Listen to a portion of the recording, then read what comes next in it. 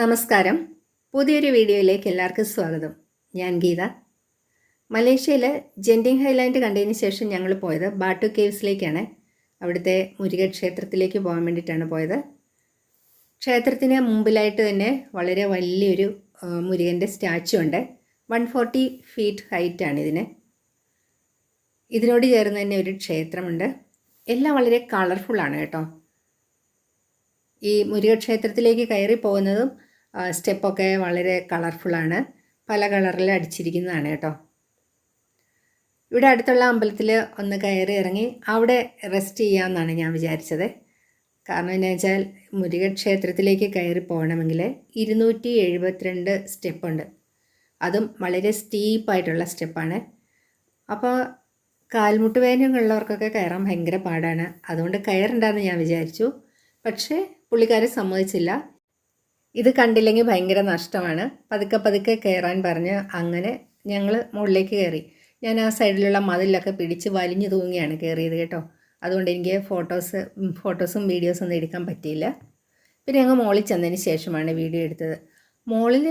മുകളിൽ അങ്ങ് കയറി ചെന്ന് കഴിഞ്ഞപ്പോഴത്തേനും ഭയങ്കര ഒരു അത്ഭുതമായിപ്പോയി. പ്രകൃതിയുടെ ഒരു വിസ്മയം തന്നെയാണ് കേട്ടോ. ഏതാണ്ട് 40 കോടി വർഷങ്ങൾക്ക് മുമ്പാണ് ഈ ഒരു ലൈംസ്റ്റോൺ കേവ് രൂപാന്തരപ്പെട്ടിട്ടുള്ളത്. എന്തൊരു ഭംഗിയാണെന്നറിയോ, നല്ല രസമാണിത് കാണാൻ. കയറി കണ്ടില്ലെങ്കിൽ ഭയങ്കര നഷ്ടമായി പോയേനെ. ഇനിയിപ്പോൾ വീട്ടിൽ ചെന്ന് കുറേ ദിവസം കിടക്കേണ്ടി വന്നാൽ പോലും സാരമില്ല. അത്രയ്ക്ക് സന്തോഷം തോന്നി എനിക്ക് ഇത് കണ്ടു കഴിഞ്ഞപ്പോഴേ. സീലിങ്ങിൽ ചെറിയ ഓപ്പണിംഗ് ഒക്കെ ഉണ്ടായിരുന്നു. അപ്പോൾ എപ്പോഴൊക്കെയോ പെയ്ത മഴയുടെ ആയിരിക്കാം വെള്ളം ഇടയ്ക്കിടയ്ക്ക് ഇച്ചിരി വെള്ളമൊക്കെ താഴോട്ട് വീഴുന്നുണ്ട്. ജാതി മത ഭേദമന്യേ ഇവിടെ ആൾക്കാർ ബാട്ടു കേവ്സ് കാണാൻ വേണ്ടി വരുന്നുണ്ട് കേട്ടോ. 1891 തമ്പുസാമി പിള്ള എന്ന ഒരു തമിഴ് വ്യാപാരിയാണ് ഇവിടെ ഇങ്ങനെ ഒരു ക്ഷേത്രം പണിയാനുള്ള ആശയം മുമ്പോട്ട് കൊണ്ടുവരികയും അത് പ്രാവർത്തികമാക്കുകയും ചെയ്തത്. ബാട്ടു എന്ന് പറഞ്ഞാൽ മലയാള ഭാഷയിൽ റോക്ക് എന്നാണ്. അങ്ങനെയാണ് അതിന് ഈ പേര് വന്നത് കേട്ടോ. ഒരു 4 മണി സമയത്താണ് ഞങ്ങൾ ഈ കേവ്സിന് ഉള്ളിലെത്തിയത്. അപ്പം നാച്ചുറൽ ലൈറ്റൊക്കെ വളരെ കുറവായിരുന്നു. വവ്വാലികളൊക്കെ പറക്കുന്നുണ്ടായിരുന്നു കേട്ടോ. വെട്ടം വെളിച്ചമൊക്കെ കുറവാണെങ്കിലും ഞങ്ങൾ വന്നത് നല്ല സമയത്താണ്. ഇപ്പോൾ പൂജാസമയമാണ് ഇവിടെ.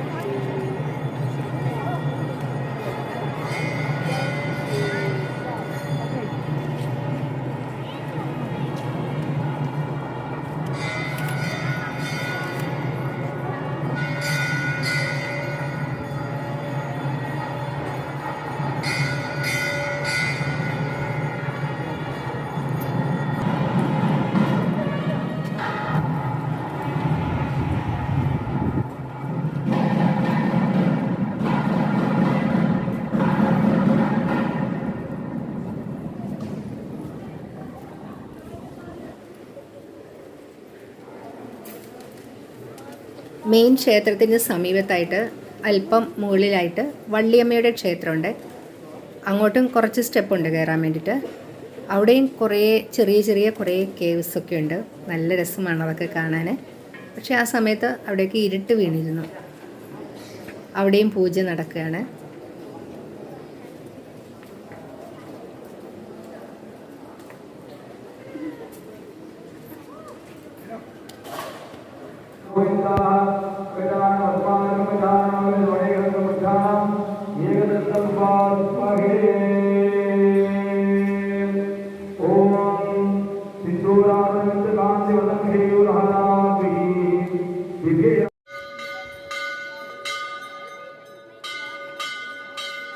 ഇനി ഞങ്ങളിവിടെ നിന്ന് മടങ്ങുകയാണ്. ഇനി ഈ സ്റ്റെപ്പ് താഴോട്ട് എങ്ങനെ ഇറങ്ങും എന്നുള്ള ഒരു ആധിയാണ് മനസ്സിലുള്ളത്. കയറിപ്പോയി, ഇനി എന്തായാലും ഇറങ്ങിയേ പറ്റൂ. വീഡിയോ ഇഷ്ടമായാലും ഒന്ന് ലൈക്ക് ചെയ്യാനും സബ്സ്ക്രൈബ് ചെയ്യാനും മറക്കല്ലേ. മറ്റൊരു വീഡിയോയുമായി വീണ്ടും കാണാം. Thank you.